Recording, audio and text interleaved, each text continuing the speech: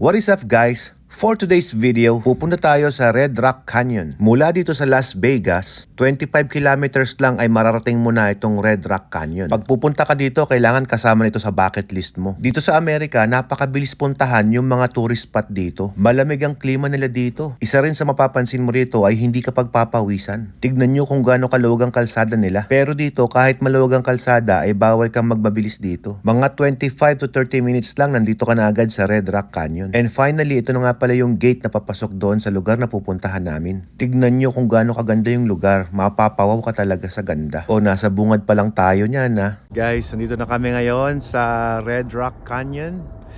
Ooh, it's real red. Ganda no? Boss, ganda no? Ganda mo dyan no? Oh, Thank you po. ganda mo dyan no? Thank you. Wow oh. Oh. Ganda dito oh.